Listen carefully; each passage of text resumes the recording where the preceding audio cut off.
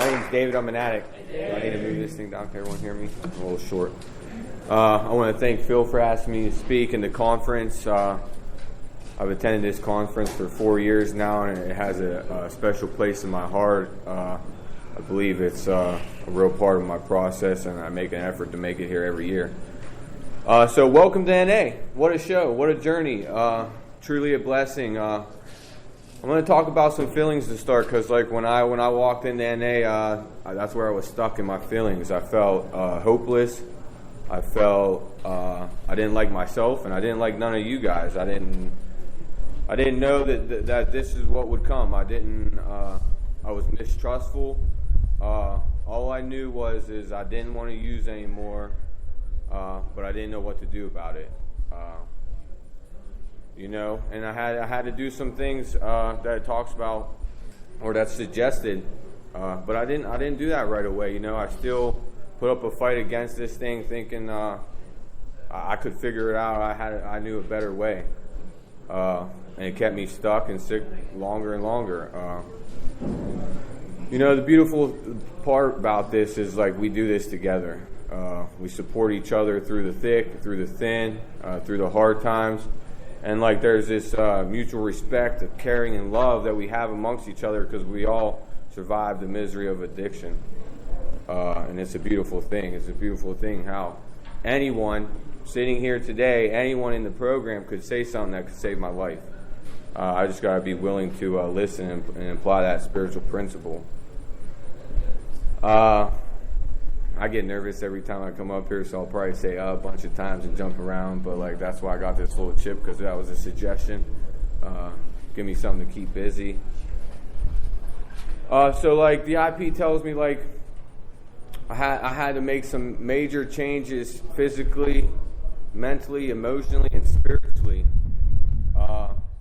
And the way I found that was by taking suggestions and like working the steps and finding some spiritual principles to apply to my life in those situations, in everyday living, to get through, because like the disease doesn't quit. It can be arrested, but it doesn't quit. It's always progressive, and mine truly is. It'll, everything will be going smooth, and then, it'll jump out and try to get me, and I got to be prepared for that. It's not always like in the hour that there's a meeting today, It's not always from 7 to 8 or from 6 to 7, like, so I was suggested, like, get some phone numbers, use them.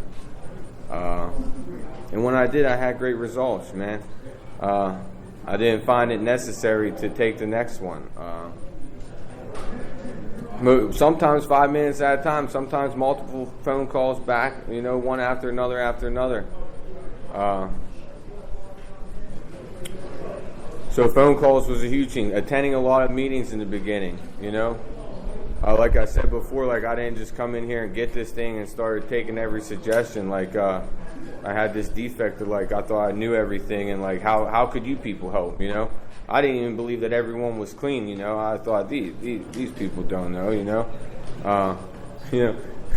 until a true surrender and step one of the unmanageability of my life, and like I knew nothing about living. I just knew how to find ways and means to get the next one. This is the greatest journey there is. Greatest journey of life. No destination. It gives me an opportunity on a daily basis to grow, to work on something. And I don't have to do it alone today because of the program. We don't have to do this thing alone. We have support all around us. I just got to reach out and get that support, and it's available to us all. It's available to us all.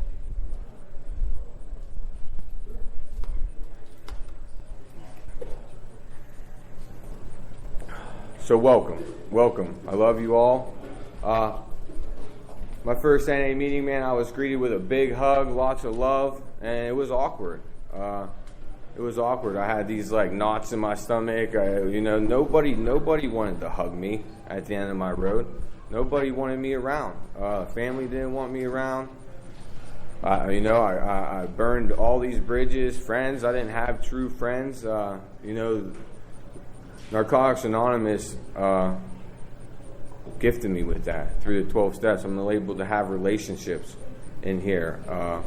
And with the God of my understanding, a power greater than myself that I find all over. I find it in the rooms, in meetings, in the fellowship.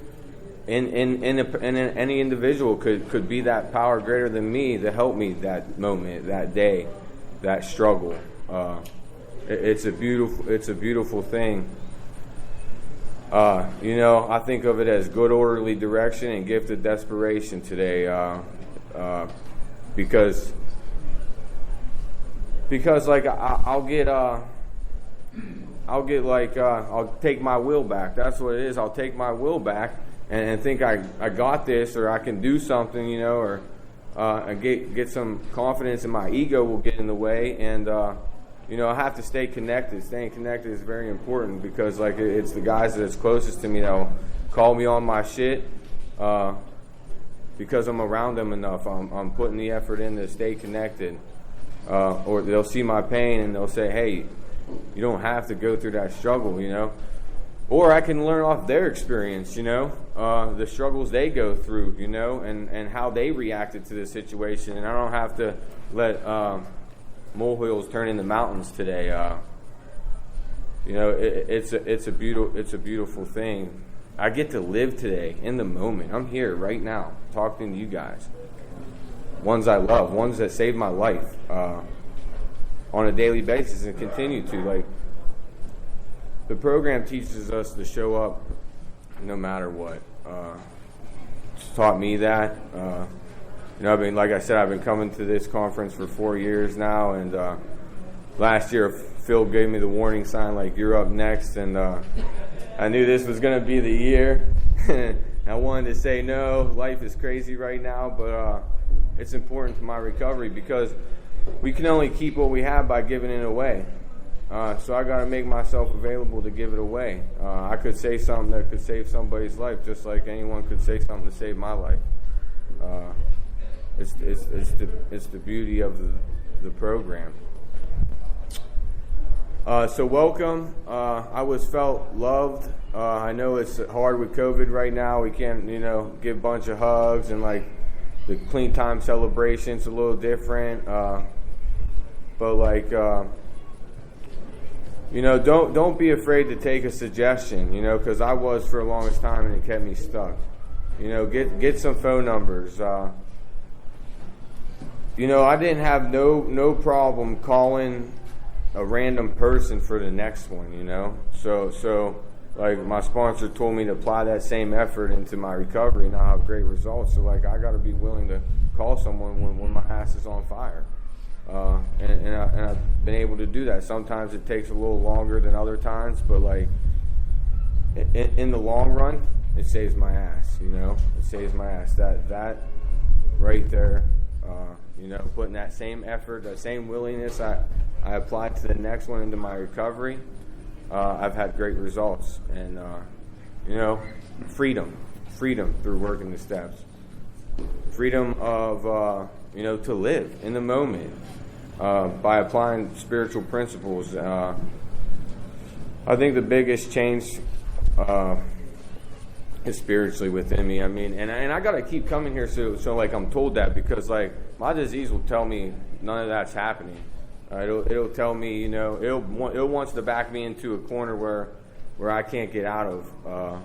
But like, that's an important thing about Narcotics Anonymous, is like we remind each other, like, just seeing some guys here that I haven't got to see in a while, with life being so busy and everything that's going on in the outside world. Man, you're looking good. Like, I'm not used to hearing that stuff. That stuff makes me feel uncomfortable, but that's a true testimony to like how recovery's working in my life. It's a true, like, if I keep putting one foot in front of the other. I'm getting the 5-minute warning sign. Must be rambling too much. Thanks, Phil. It's a beautiful thing. Welcome with open arms. I wish I could give everybody a hug here, because that's why I felt like it was for me walking into the door.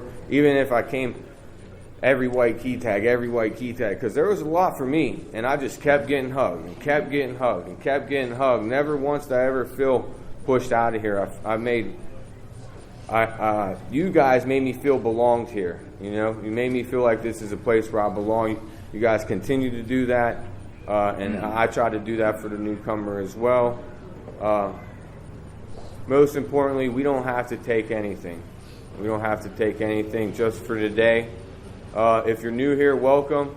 We love you. Keep coming back. Don't take nothing. My name is David. I'm an addict.